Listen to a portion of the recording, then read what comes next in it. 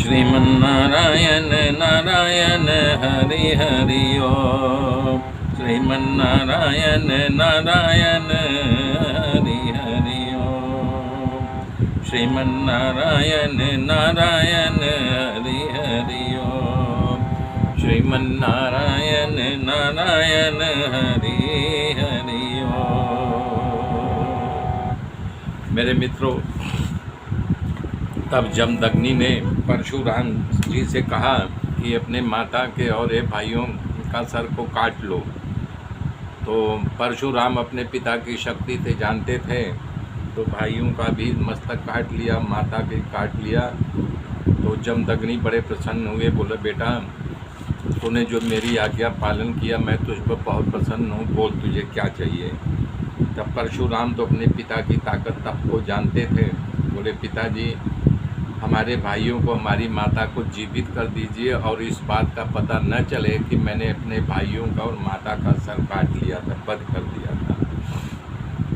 परशुराम बहुत प्रसन्न हुए, बोले ऐसा ही होगा। उन्होंने जीवित कर दिया।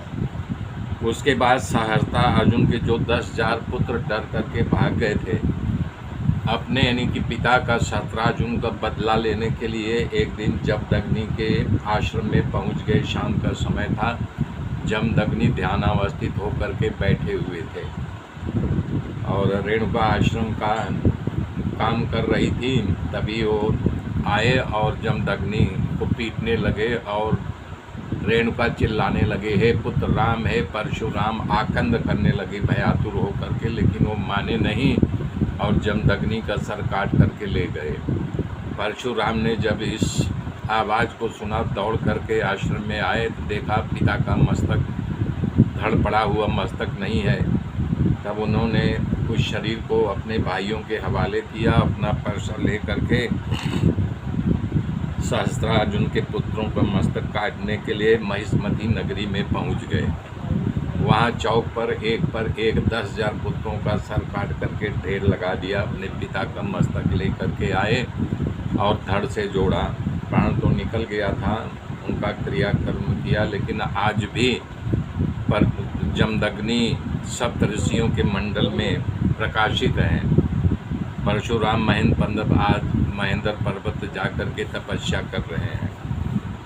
आज भी परशुराम पर्वत पर बैठकर शांत चित्त से भजन कर रहे हैं। हे राजन, आगामी मनवंतर में ये परशुराम फिर चित्त से भजन कर रहे हैं। हे राजन, आगामी मनवंतर में ये परशुराम फिर परशु ऋषि मंडल के स्थान प्राप्त करके वेदों का विस्तार करेंगे।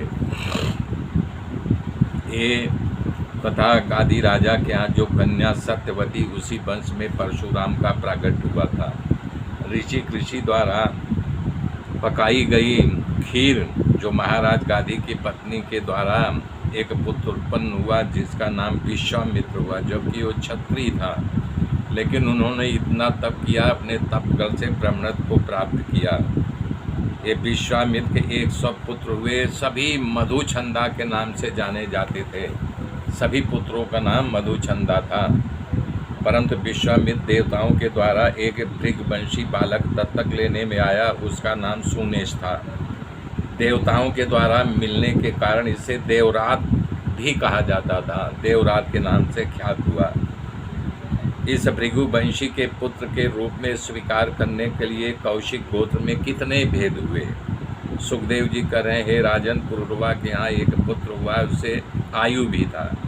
उसके यहाँ 5 पुत्र हुए, नहुष, छत्रविद, राजी, रंभ और मनेना, जिसमें छत्रविद नामक पुत्र यहाँ सुहोत्र हुआ। सुहेत के यहाँ गुस्मत हुआ। गुस्मत के यहाँ सुनक नामक पुत्र हुआ। उसके यहाँ महान ऋग्वेदी बालक सौनक ऋषि प्रागट्य हुआ। पुरुरवा का पुत्र नहुष, जो स्वर्ग में इंद्र पद प्राप्त किया था एक बार, तो उन्होंने इंद्र की पत्नी सची के ऊपर अपनी दृष्टि बिगाड़ी।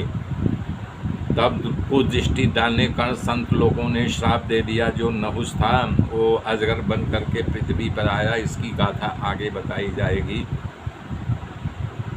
तो उनके यहाँ 6 पुत्र हुए, यति, याति, संयाति, अयाति, विमति और कृति। महाराज नहुष अपने पुत्र के राज्य सौंपने का प्रयास किया, पर तपस्वी था।